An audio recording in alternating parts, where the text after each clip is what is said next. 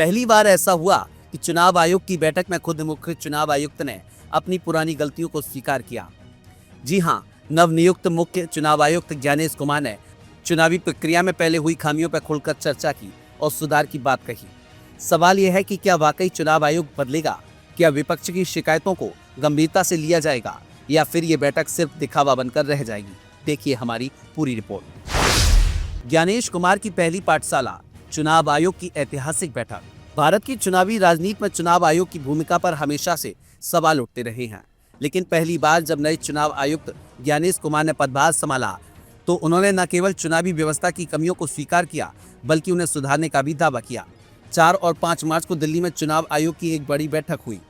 इस बैठक में सभी राज्यों के मुख्य निर्वाचन अधिकारी यानी कि CEO मौजूद थे। खास बात यह थी कि इस बार सिर्फ चर्चा ही नहीं बल्कि चुनाव आयोग की पुरानी गलतियों को स्वीकार करने का भी दौर चला। तो क्या चुनाव आयोग अब तक गलतियां करता आया था? क्या इस बार चुनावी प्रक्रिया में कोई बदलाव होगा या फिर यह भी एक और औपचारिक बैठक बनकर रह जाएगी? आइए इस बैठक के हर पहलू को विस्तार से समझते हैं। पहली बार चुनाव आयोग ने खुद माना अपनी गलतियां। चुनाव आयोग हमेशा से निष्पक्षता का दावा करता रहा है, लेकिन इस बार मुख्य चुनाव आयुक्त ज्ञानेश कुमार ने माना कि पिछले चुनावों में गड़बड़ियां हुई थी और विपक्ष द्वारा उठाए गए कुछ मुद्दे जायज थे। ये अपने आप में एक बड़ी बात है, क्योंकि आमतौर पर चुनाव आयोग खुद को पूरी तरह से सही बताने में लगा रहता था। तो आखिर ये गलतियां क्या थी? नंबर 1, वोटर लिस्ट की गड़बड़ी। कई लोगों के नाम गायब हो गए थे, जबकि कुछ जगहों पर फर्जी नाम जुड़े हुए थे। नंबर 2, EVM पर संदेह। कई विपक्षी दलों ने EVM में गड़बड़ी का आरोप लगाया, लेकिन चुनाव आयोग ने बार बार इसे खारिज किया। नंबर 3, चुनाव में पक्षपात के आरोप। विपक्षी दलों का आरोप था कि चुनाव आयोग कुछ राजनीतिक दलों के पक्ष में काम कर रहा था। अब ज्ञानेश कुमार का कहना है कि सारी बातें कोरी अफवाह नहीं थी, बल्कि इसमें कुछ सच्चाई थी और इन्हें सुधारने की जरूरत है। पहली बैठक में ज्ञानेश कुमार ने क्या कहा? बैठक में ज्ञानेश कुमार ने अधिकारियों को स्पष्ट निर्देश दिए कि किसी भी तरह की गलत शिकायतों के दबाव में न आए, लेकिन सही शिकायतों पर तुरंत कार्रवाई करें। अब यह बयान सुनने में तो अच्छा लगता है, लेकिन सवाल यह है कि चुनाव आयोग कैसे तय करेगा कि कौन सी शिकायत सही है और कौन सी गलत? अगर किसी राजनीतिक दल को लगता है कि चुनाव में धांधली हुई है, तो क्या चुनाव आयोग उसकी बात को सुनेगा या फिर गलत शिकायतों के दबाव में न आने की आड़ में हर शिकायत को दरकिनार कर दिया जाएगा? EVM पर चर्चा, क्या बदलेगा कुछ? बैठक में EVM को लेकर भी चर्चा हुई। हर चुनाव के बाद विपक्षी दल सवाल उठाते रहे हैं कि EVM में हेरफेर हुई है, लेकिन चुनाव आयोग हमेशा इसे नकारता रहा है। अब सवाल ये है, चुनाव आयोग EVM में कोई बदलाव करेगा? क्या अब वोटिंग को ज्यादा पारदर्शी बनाया जाएगा या फिर सिर्फ बयानबाजी होगी और कुछ नहीं बदलेगा? ज्ञानेश कुमार ने EVM को लेकर कोई ठोस घोषणा नहीं की, लेकिन उन्होंने कहा कि चुनाव आयोग का काम सिर्फ निष्पक्ष चुनाव कराना नहीं बल्कि जनता का भरोसा जीतना भी है। तो क्या इसका मतलब ये है कि आने वाले चुनावों में कुछ बदलाव देखने को मिल सकते हैं?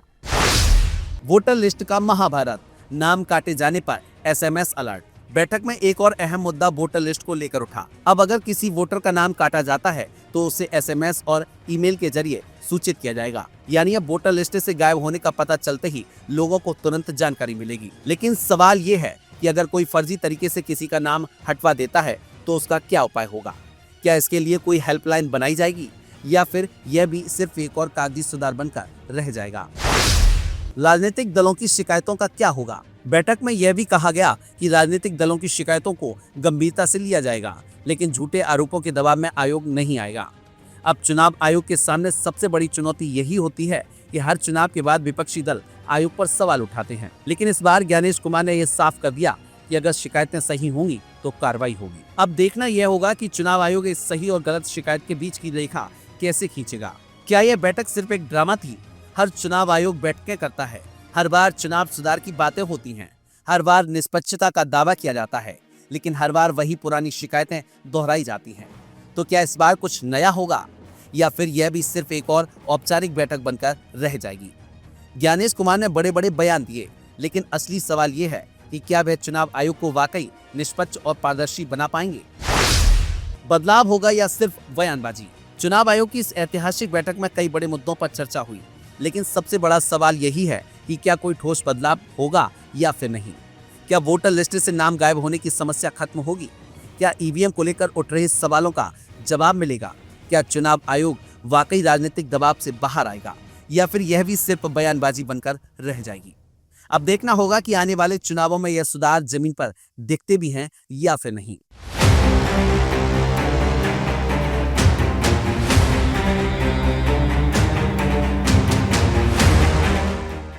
नए मुख्य चुनाव आयुक्त यानी कि सीईसी ज्ञानेश कुमार ने पद संभालते ही अपनी पहली बैठक में जो तेवर दिखाए, उसे देखकर विपक्षी दलों को ठंड में भी पसीना आ गया। यह कोई औपचारिक बैठक नहीं थी, बल्कि ऐसा लगा जैसे चुनाव आयोग का हॉल किसी युद्ध क्षेत्र में बदल गया हो, जहां ज्ञानेश कुमार ने तलवार निकालकर विपक्षी दलों को सीधे चुनौती दे दी हो। देखिए भाई, हम झूठे आरोपों के खेल में पड़ने वाले नहीं हैं। जब ज्ञानेश कुमार ने यह बात कही तो विपक्षी नेताओं के कान खड़े हो गए। उन्हें समझ आ गया कि यह वही पुराना पारंपरिक चुनाव आयोग नहीं है जहां हर छोटी बड़ी शिकायत दर्ज कर ली जाती थी। अब यह चुनाव आयोग एक सख्त प्रशासनिक मशीन बनने की राह पर है और इसकी कमान एक ऐसे अफसर के हाथों में है जो किसी की भी नहीं सुनता, खासकर जब बात राजनीतिक नौटंकी की हो। पहली ही बैठक में सख्त तेवर, विपक्ष हक्का बक्का। अपने पहले ही संबोधन में ज्ञानेश कुमार ने मुख्य चुनाव अधिकारियों को सख्त निर्देश दिए कि वे झूठी शिकायतों के दबाव में बिल्कुल न आए। यानी कि विपक्ष अगर अब चुनाव आयोग पर धांधली के आरोप लगाएगा तो आयोग रोने धोने की बजाय उसे सीधे डस्टबिन में डाल देगा। यही नहीं, उन्होंने अधिकारियों को हिदायत दी कि कोई भी चुनाव संबंधी गड़बड़ी बर्दाश्त नहीं की जाएगी। चुनाव आयोग स्वतंत्र है और स्वतंत्र ही रहेगा। यह कहकर उन्होंने उन तमाम विपक्षी दलों को एक झटका दे दिया जो आयोग को मोदी सरकार का पपेट बताने में कोई कसर नहीं छोड़ते। यहाँ मन की बात नहीं चलेगी। चुनाव आयुक्त का विपक्ष पर कटाक्ष। ज्ञानेश कुमार का यह बयान सीधे विपक्ष पर एक व्यंग्य था। आमतौर पर जब भी कोई चुनाव नजदीक आता है, विपक्षी दल चुनाव आयोग को घेरने लगते हैं। कभी ईवीएम पर सवाल उठाते हैं, कभी बूथ कैप्चरिंग की शिकायत करते हैं और कभी आचार संहिता के उल्लंघन का मुद्दा उछालते हैं।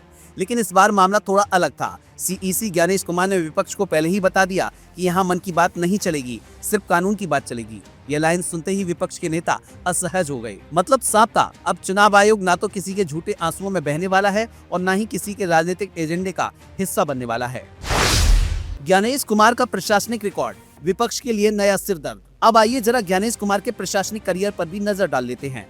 1988 बैच के केरल कैडर के आईएएस अधिकारी रह चुके ज्ञानेश कुमार रक्षा मंत्रालय, गृह मंत्रालय, संसदीय कार्य मंत्रालय और सहकारिता मंत्रालय में कई अहम पदों पर काम कर चुके हैं। उनके बारे में कहा जाता है कि वे कठोर फैसले लेने में माहिर है और राजनीतिक दबाव में झुकने वालों में से नहीं है। तो जब ऐसे व्यक्ति को चुनाव आयोग की कमान सौंपी गई तो विपक्ष को यह समझ लेना चाहिए था कि अब पुरानी रणनीतियां काम नहीं आएंगी। लेकिन शायद उन्हें अंदाज नहीं था कि पहली ही बैठक में ऐसा झटका लगेगा। चुनावी खेल खत्म, ईवीएम और धांधली के मुद्दों पर सीधा जवाब। बैठक के दौरान ज्ञानेश कुमार ने चुनावी प्रक्रिया को और पारदर्शी बनाने की बात कही।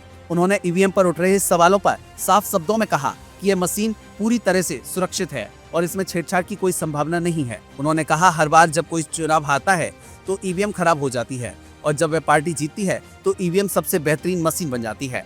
आखिर यह कौन सा लॉजिक है? उनकी इस लाइन ने पूरी बैठक में हंसी का माहौल बना दिया। लेकिन विपक्ष के लिए यह कोई मजाक की बात नहीं थी। और आप हमसे जुड़े रहने के लिए सब्सक्राइब करें YouTube पर, फॉलो करें Twitter पर और लाइक करें Facebook पर। और ज्यादा जानकारी के लिए आपको टाइप करना होगा सिर्फ न्यूज़ नशा।